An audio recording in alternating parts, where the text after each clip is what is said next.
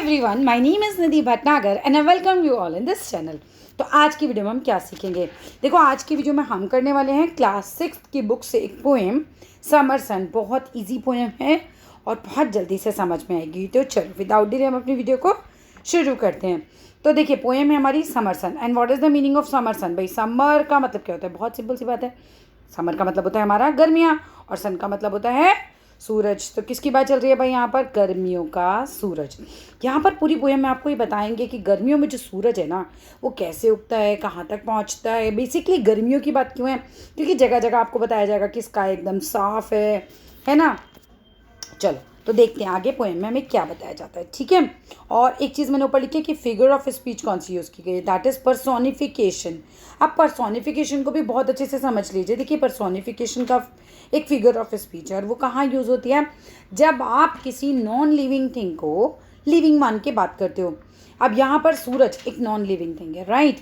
और हम उसे कैसे बात करेंगे कि भाई सूरज यहाँ से घुस जाता है, यहाँ से आ जाता है, वहाँ चला जाता है, स्माइल करता है, ये वो बहुत सारी ऐसी बातें करेंगे जिससे हमें ये महसूस हो कि वो कोई इंसान है, ठीक है। जैसे अगर आप धरती को माँ बोलते हो तो ये भी पर्सोनिफिकेशन है, पहाड़ को पिता बोलते हो ये भी पर्सोनिफिकेशन है, ठीक है। तो चलो शुरू करते हैं, आगे देखते हैं। हैव यू एवर थॉट, कभी आपने सोचा है about the importance of the sun? कभी आपने सोचा है भाई सन कितना इंपॉर्टेंट है, उसकी इंपॉर्टेंस के बारे में सोचा है? अवर लाइफ मतलब इतना इंपॉर्टेंट है कि हम जिंदा नहीं रह सकते, ठीक है। सूरज के बिना जिंदगी की कल्पना भी नहीं की जा सकती। We can not even think about to live without sun, ठीक है। And there can not be life without the sun, है ना। जिंदगी नहीं संभव है सन के बिना। So let us read this poem. चलो इस पोएम को पढ़ा जाए अबाउट द सन, जो किसके बारे में बचे? सूरज के बारे में। तो चलो थोड़ा सा बड़ा करके देखते हैं। Great is the sun and wide he goes. Sun कितना महान है और कितनी दूर तक उसकी किरणें जाती हैं। देखो ये सूरज है तो इसकी किरणें तो मतलब जहाँ तक इसको रास्ता मिलता जाएगा वो जाती जाएंगी।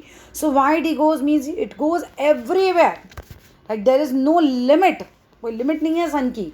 जहाँ जहाँ जगह मिलती जाएगी और जहाँ जहाँ उसको खुला दरवाज़ा मिलता गया सन वहाँ पर घुसता चला जाता है, राइट।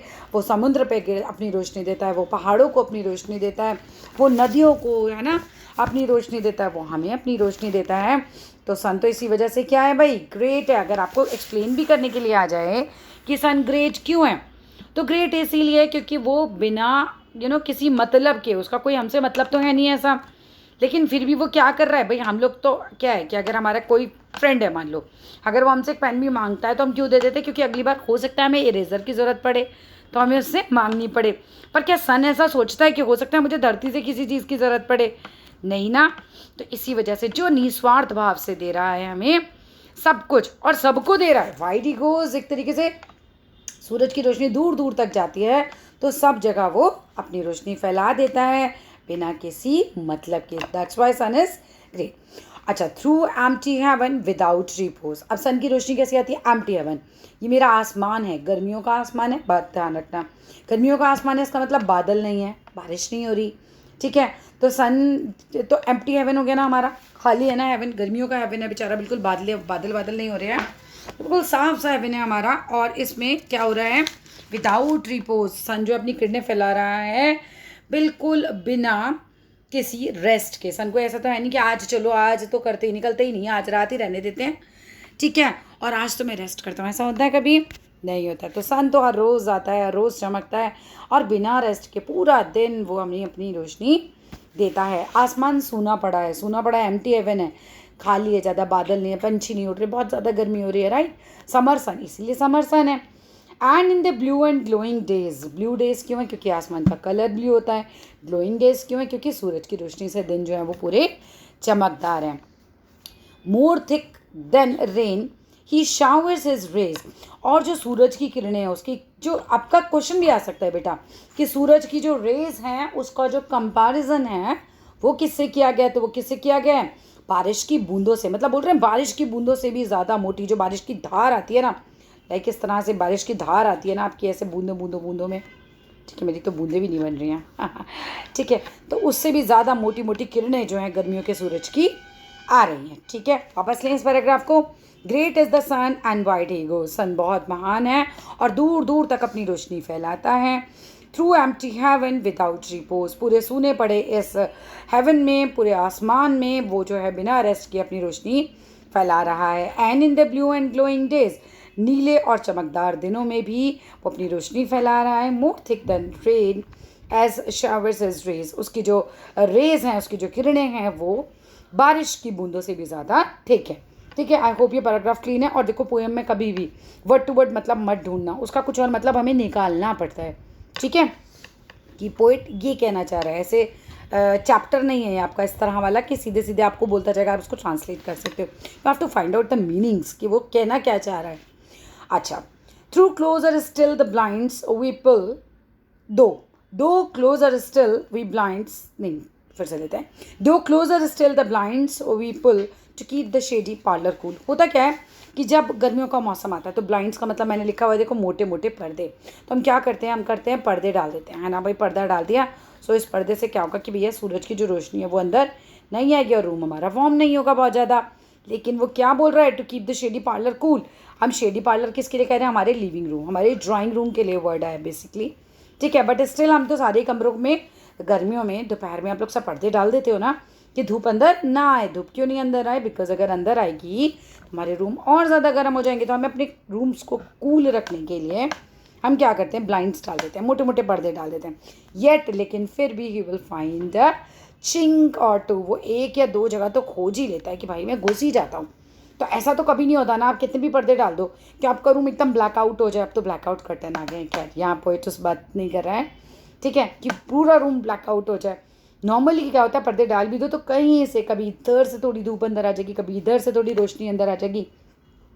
ठीक है, तो slip his golden finger through, तो गोल्डन फिंगर किसके लिए आया यहाँ पर, सन की रेज के लिए। और देखो पर्सोनिफिकेशन का यूज़ हो रहा है ना, कोई सूरज की उंगलियाँ होती हैं क्या, नहीं होती है ना, सूरज की कोई उंगलियाँ थोड़ी होती हैं। पर हम उसे एक इंसान मान के तो बात कर रहे हैं, ये इंसान है ना कहीं किसी ना किसी कोने से तो घुस ही जाता है। राइट, कोई रास्ता तो वो ढूंढ ही लेता है, चाहे वो एक जगह से घुसे या फिर दूसरी जगह से, कोई खुली जगह तो उसको मिल जाएगी। ठीक है, जैसे मान लो मैंने ये अपना पर्दा डाला है तो वो क्या करेगा, यहाँ से किनारे किनारे से घुस जाएगा, यहाँ से घुस जाएगा, या ऊपर से जहाँ छल्ले लगे होते हैं वहीं से कोई रोशनी की किरण अंदर आ ही जाती है। चलो, well the next paragraph is the dusty attic spider clad. What is the meaning of attic. देखो एटिक टू वर्ड है ना हमारा, देखो इसके ना दो मीनिंग हो सकते हैं। पहला एटिक का मतलब तो होता है कि द स्पेस और room just under the roof of a house, छत के जस्ट नीचे कुछ जो एक जगह होती है, दो छत्ती बनाते थे पहले लोग बहुत, है ना। हो सकता है कुछ लोगों के आप में से भी घरों में हो छत के नीचे। ठीक है, एक छोटी सी जगह से बना लेते हैं हम, जिसमें हम अपना एक्स्ट्रा स्टोर कर देते हैं सामान। तो द स्पेस और room just under the roof of a house often used for storing things. या फिर आप ऐसे भी मान सकते हो कि डस्टी एटिक है कोई धूल भरी कोठरी है। ठीक है, तो स्पाइडर क्लैड का मतलब होता है जहाँ पर बहुत सारी स्पाइडर्स होती हैं, है ना। तो क्या हो रहा है, डस्टी एटिक में क्या है, बहुत सारी स्पाइडर जो हैं वो इकट्ठी हैं। He through the keyhole maketh glad, और वो क्या कर रहा है, मैकेड ग्लैड का मतलब होता है मेक्स हैप्पी।